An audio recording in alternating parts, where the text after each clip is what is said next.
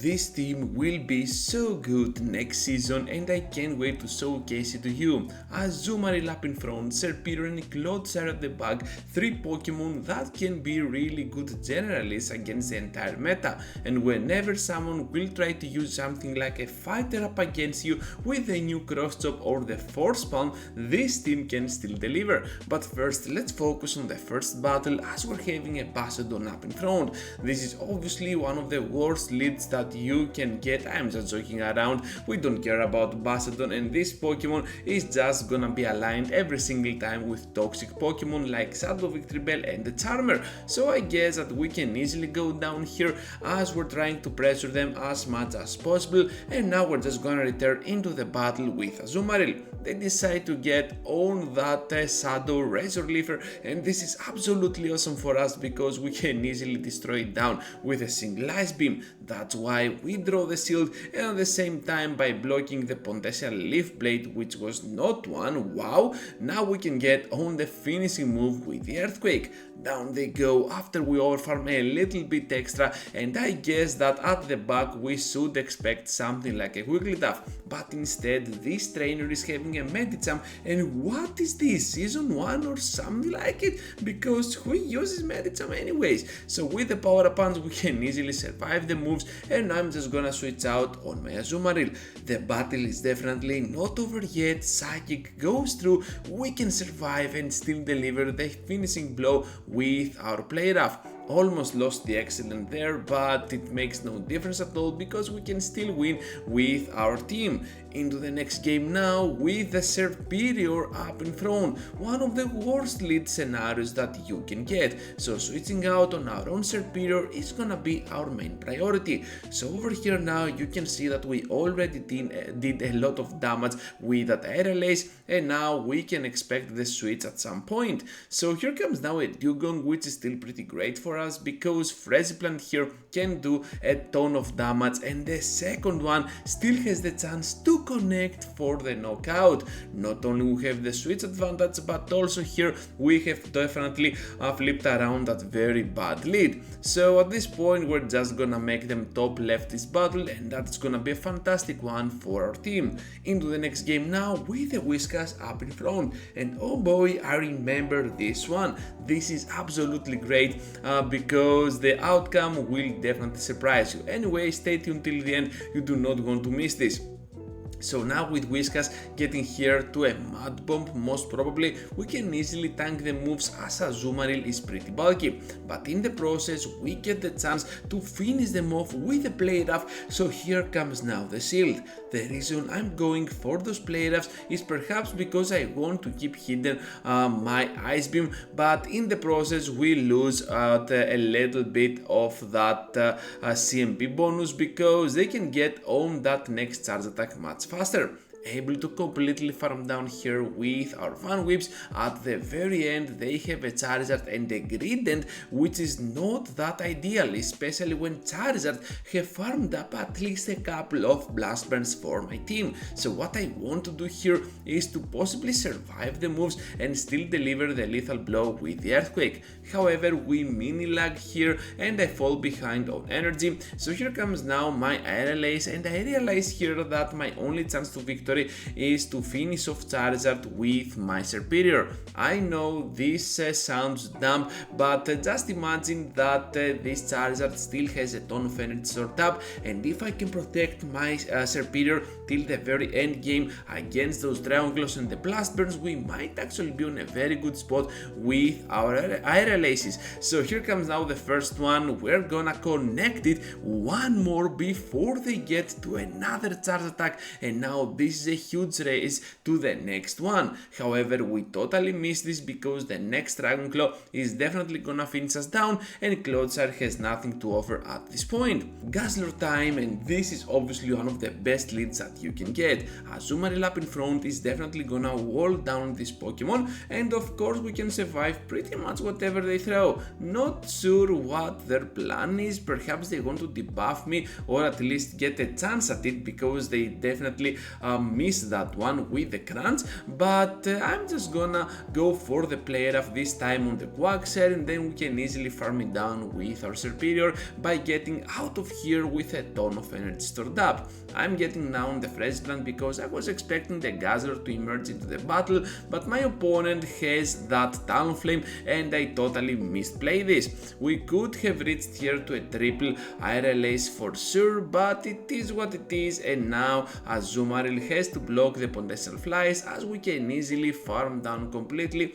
and we can still have Azumarill over Guzzler no matter the fact that they have 2 shields remaining and we have 0, because our Ice Beam here can definitely get the shield out of play while we can still push for the knockout with a simple play rough. I'm expecting them to go for 2 shields here or at least go for the top left, but as it seems they want to play till the end. You know what, this is absolutely fine. I know I can survive one more charge attack even though we got the debuff on our defense, because this is how bulky Azumarill can really be. Guzzlord is no threat to us, and of course the play rough will finish them off before they deliver the finishing blow. That was an amazing transition and we're having Annihilate on the lead. So obviously this is not an okay lead for my opponent, but still kinda playable under shielding with those Shadow Balls. I really like how well Annihilate can fit in the meta this season, but in the next one it is definitely getting nerfed down and I'm super glad about it. So right here now we have the matchup against Charjabug, and my Frenzy Plants can actually connect for a ton of damage.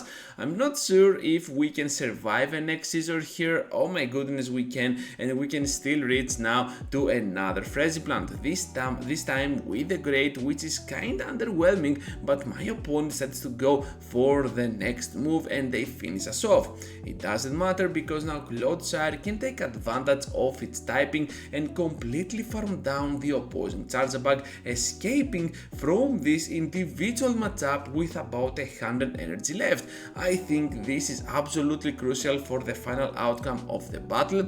Getting here to one more Poison Sting, not sure about my tactics. I guess I didn't want them to catch my move or anything, but still we get the perfect opportunity here to almost two-shot down that Dugong, and they had to throw at this point. That's why I switch out on my Azumarill to preserve my Clodsire for the very end game. So the battle is definitely not over yet, but since they're getting here to back-to-back Night Slashes, we might actually be on a very good spot to survive the second move with our blue egg here, get that final shield out of play, and of course at this point they stand no chance at all against Clodsire. Into the next game now with a Charjabug lead. This is another bad lead for you. You cannot switch out on your Serperior on your first attempt because they can easily get to those X-Scissors and destroy you down, so you need to catch.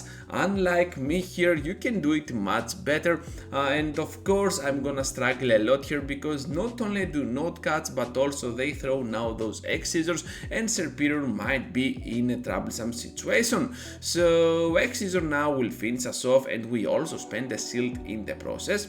Now Clodsire will come into the game and they're gonna respond with the same piece of knowledge because they have a Clodsire of their own. This is absolutely awesome because we can get now on the switch out on Azumarill, wall down completely this Pokemon, and that could have been an easy wall down if we had Hydro Pump, to be fair, because without Hydro we still need more than 2 Ice Beams to finish them off. So here comes now a move that we can easily survive, even if that move is gonna be the Earthquake and they snipe us down with Charjabug. This is absolutely fine. All we need to do here is to escape with a ton of energy on our Clodsire and perhaps we can have the upper hand over their final Pokemon.